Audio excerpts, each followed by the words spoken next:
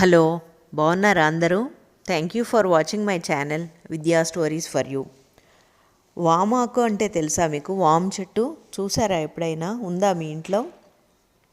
వాము చిన్న చిన్న బ్రాంచ్ పెట్టినా కానీ బాగా స్ప్రెడ్ అయిపోతుంది, చాలా ఈజీగా పెరిగిపోతుంది.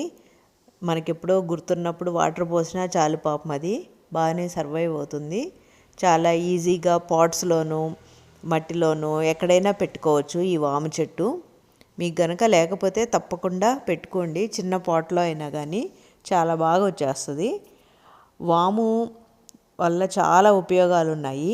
వాము డైజెషన్కి బాగా ఉపయోగపడుతుంది, ఎసిడిటీ నుండి రిలీఫ్ ఇస్తుంది, బ్లోటింగ్గా లేకుండా బాగా హెల్ప్ చేస్తుంది. వాము ఆకు వాటర్లో కాచుకొని తాగితే overall digestive health, body hydration పెరుగుతుంది. హెయిర్ గ్రోత్ కూడా చాలా మంచిది. గ్రేయింగ్ ఆఫ్ హెయిర్ని తగ్గిస్తుంది. బ్రేక్డౌన్ ఆఫ్ ఫ్యాట్ సెల్స్ అంటే వెయిట్ లూజ్ అవటానికి, మెటబాలిజంని పెంచుతుంది.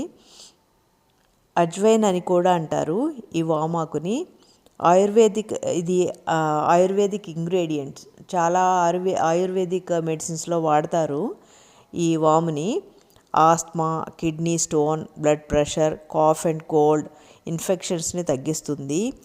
రిలీవ్స్ ఆర్థరైటిస్ పెయిన్ని కూడా రిలీఫ్ వస్తుంది ఈ వాము తింటే.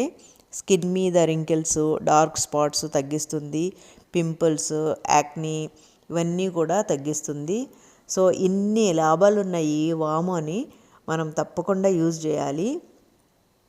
సో ఈ వాము రకరకాలుగా ఉపయోగించుకోవచ్చు. మనము వామాకుని పప్పులాగా చేసుకోవచ్చు, ఈ వామాకుతో రోటి పచ్చడిలాగా చేసుకోవచ్చు, వామాకుతో బజ్జీలు చేసుకోవచ్చు, లేదా సింపుల్గా వాటర్లో కాచుకొని రోజు తాగితే చాలా మంచిది.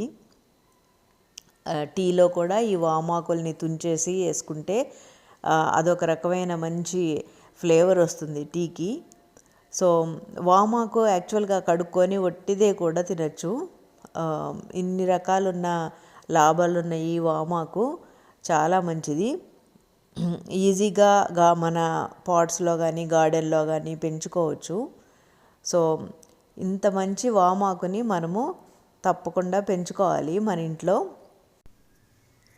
నేనైతే ఇంట్లో ఏం కూరగాయలు లేకపోతే అప్పుడు వామాకు కోసేసి వామాకు పప్పు చేసేస్తాను. మామూలుగా మనము ఆకుకూర పప్పు చేసినట్టే వామాకు పప్పు కూడా చేసుకోవచ్చు. సేమ్ అదే ప్రాసెస్. మన పాలకూర పప్పు, తోటకూర పప్పు ఎలా చేసుకుంటామో అలాగే వామాకు పప్పు కూడా సేమ్ అదే ప్రాసెస్. చాలా బాగుంటుంది, ట్రై చేయండి. అలా కాకుండా రోటి పచ్చడిలాగా కూడా చేసుకోవచ్చు. సేమ్ మనము పచ్చిమిరపకాయలు కానీ ఎండుమిరపకాయలు కానీ వేయించి ఈ వామాకుని జస్ట్ ఒక 1 minute అలా వేయించి మామూలుగానే సాల్టు, గార్లిక్, జీరా, కొంచెం ఒక 2 రెబ్బల చింతపండు వేసుకొని గ్రైండ్ చేసుకొని పచ్చడిలాగా కూడా, రోటి పచ్చడిలాగా కూడా చేసుకోవచ్చు. సో మీరు ఇంతవరకు ట్రై చేయకపోతే తప్పకుండా ట్రై చేయండి. ఇవాళ నేను వామాకు పప్పు చేశాను, చాలా బాగా వచ్చింది. వేడన్నంలో నెయ్యి వేసుకొని ఈ వామాకు పప్పుతో తింటుంటే అసలు సూపర్.